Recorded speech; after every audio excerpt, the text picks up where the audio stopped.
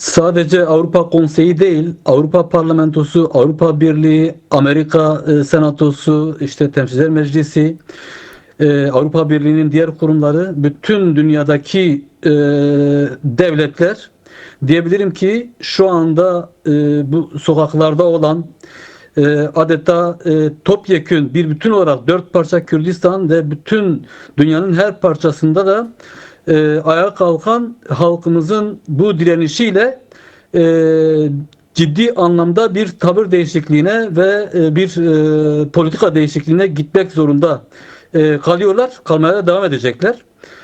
İlk gündeki havaya baktığınız zaman özellikle Kasede'nin işte Raqqa Deir ez-Zor'dan çekildikten sonra ki psikolojik ortama baktığınız zaman tamamen işte artık Rojava gitti, her tarafı işgal edilecek, bütün bu kazanımlar gidecek. İşte bütün devletler zaten karar verdi. İşte Amerika karar verdi. Avrupa Birliği zaten o Halep katliamı esnasında oradaydılar. Bir ses çıkarmadılar. Hatta ona 620 milyon yardım sözü verdiler Şara'ya. İşte Amerika temsilcisi artık sizin de bu kadar, bundan sonra biz Suriye rejimiyle çalışacağız ve benzeri çok kötü bir hava oluşmuştu ve herkesin aslında çok karamsar olduğu bir dönem yaşandı, günler yaşandı. Fakat halkımızın dört parça Kürdistan'da ve bütün dünyada, diasporada ayağa kalkması bu havayı darmadağın etti. Bir, iki, tabii Rojava'daki arkadaşlarımızın adeta Şara'ya res çekip Rojava'ya dönmeleri ve mevzilerine çekilmeleri, direniş kararı almaları bütün Kürdistan'ı birleştirdi. Bütün halk ayağa kalktı ve şu anda da gördüğümüz gibi tekrar onlar geri adım atıp işte bizim arkadaşlarımızla görüşme talebinde bulundular. Belli bir anlaşmaya varıldı ve şu anda da bizim lehimize hava tersine dönüyor. Dolayısıyla hem Avrupa Konseyi'nde gündemine aldı bu hafta biliyorsunuz yani dünyada farklı şeyler de var biliyorsunuz, farklı sorunlar var. Aslında makro düzeyde baktığınız zaman şu anda dünya daha çok Greenland, Danimarka, Greenland meselesini konuşuyor. Venezuela'yı konuşuyor. İran'ı konuşuyor. Gaza'yı konuşuyor. Ukrayna'yı konuşuyor. Fakat böyle bir durum ortaya çıkınca halkımızın topyekün ayağa kalkışı olunca örneğin Avrupa Konseyi'nde 5 konu vardı acil olarak tartışılması gereken.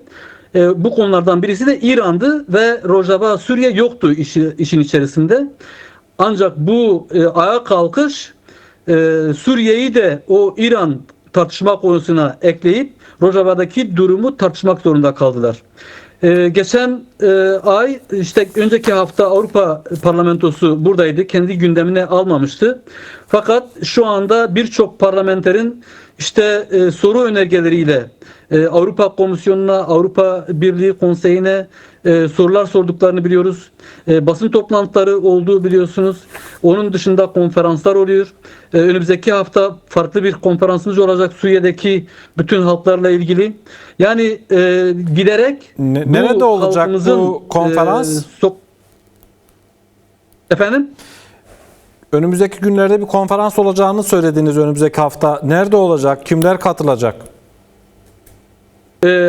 Avrupa Parlamentosu Brüksel'de, Avrupa Parlamentosu'nda 4 Şubat'ta gerçekleşecek ve bütün Suriye'deki halkların, yani Alevilerin, Dürzilerin, Sünnilerin, Asurilerin, farklı etnik grupların ve Kürtlerin de katıldığı işte Suriye'deki halkların nasıl bir Suriye istediği, nasıl bir Suriye düşündükleri yönünde hem Avrupa parlamenterleri hem de o toplulukların temsilcileri Avrupa Parlamentosu'nda bir tartışma yürütecekler ve bu tabii Avrupa Parlamentosu'nda ilk defa bütün Suriye'nin farklı etnik gruplarının, dini gruplarının bir araya gelip bu konuyu tartıştıkları bir konferans olacak. Yarım günlük bir konferans olacak. ve bu tabi bu şeyden önceydi aslında. Yani bu Halep saldırısından veya işte Rojava'ya saldırıdan önce planlanan bir şeydi. Çünkü Suriye zaten sürekli olarak, yani bu rejimin iş başına gelmesinden sonra özellikle yani bu Colani rejiminin iş başına geldikten sonra biliyorsunuz gelir gelmez Alevilere karşı büyük bir katliam yaşandı. Daha sonra Dürzülere karşı bir katliam yaşandı ve bunun o zaman da söylediler zaten sıra Kürtlerdedir diye. Bunun durmayacağını biliyorduk. Farklı yani dini ve etnik gruplar da var Suriye'de. Onların da aynı şekilde diken üstünde olduklarını biliyorduk. Bu nedenle bu konuya dikkat çekmek için bizim talebimiz üzerine bazı parlamenterler buna öncülük ettiler ve böyle bir konferans düzenleyecekler. Tabii dediğim gibi bütün bu Avrupa kurumlarında, dünyadaki kurumlarda, devletlerde, parlamentolarda, kongrelerde, senatolarda bu konunun daha fazla tartışılır hale gelmesi, bir halkımızın topyekün ayağa kalkışı her parçada ve tarihinde olmadığı kadar, hiçbir zaman olmadığı kadar ulusal birliğini gerçekleştirerek aslında ayağa kalkması. 4 parça Kürdistan'ın adeta bir yürek olup ayağa kalkması bu dünyadaki güçlere de geri adım attırdı ve şu anda artık her tarafta, mesela Amerikan Senatosu'nda işte bir karar tasarısı hazırlandı. Kürtleri koruma şeyi. Bu kendiliğinden olmadı. Yani bu şey sayesinde oldu. Şu anda arkadaşlarımızın yeni bir anlaşmaya varmış olması ki çok önemlidir. Fakat bunu da özellikle belirtmek isterim ki bu yani daha önce de anlaşmalar oldu. 10 Mart anlaşması da oldu. 1 Nisan işte Halep'teki mahallelerin korunması ile ilgili bir anlaşma daha oldu. Farklı zamanlarda farklı anlaşmalar oldu. Fakat işte bunu yani böyle bir anlaşma olmuş diye artık tamamen garantiye alındık. Biliyorsunuz şu anda hala Kobane kuşatmada. Hala elektrik yok, su yok, gıda yok. Yani bu anlaşmaya rağmen yok. Evet, saldırılarda belli bir durgunluk olduğu söyleniyor. Fakat şunu da özellikle hatırlatmak istiyorum. Bir Suriye rejiminin yetkilisi, tam hatırlamıyorum kimdi, dedi ki 10 Mart'ta bir anlaşma yaptık, doğru, ama şu anda durumlar değişti ve biz artık onu geçersiz sayıyoruz. Bu artık yok hükmündedir. Yani artık bütün dünya onları meşrulaştırdı, destek verdiler. Onlara hem ekonomik destek verdiler hem de onları meşrulaştırdılar.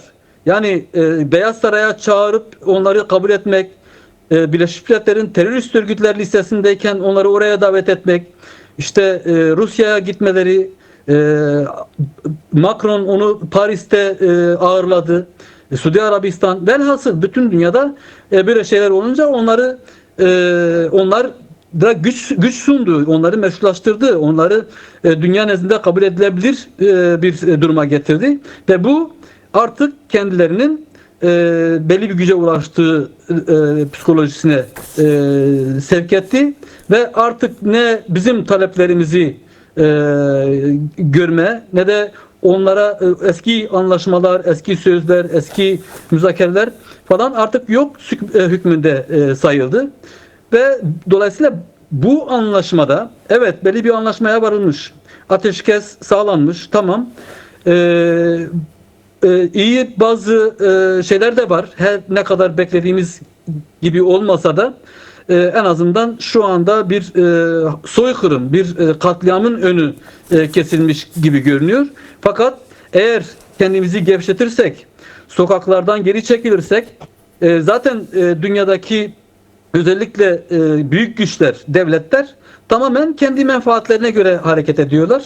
Yani 11 yıl boyunca Kürtlerle birlikte DAEŞ'e karşı mücadele yürütmüş olan uluslararası koalisyon bir günde işte öncülüğünü Amerika yapıyor. Amerikan temsilcisi diyor ki artık Kürtlerle buraya kadar.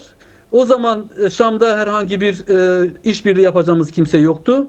Biz artık Kürtlerle çalışmayacağız. Bunlarla çalışacağız. Adeta öyle bir günde böyle bir ahlaksızca tavır içerisine girebildiler.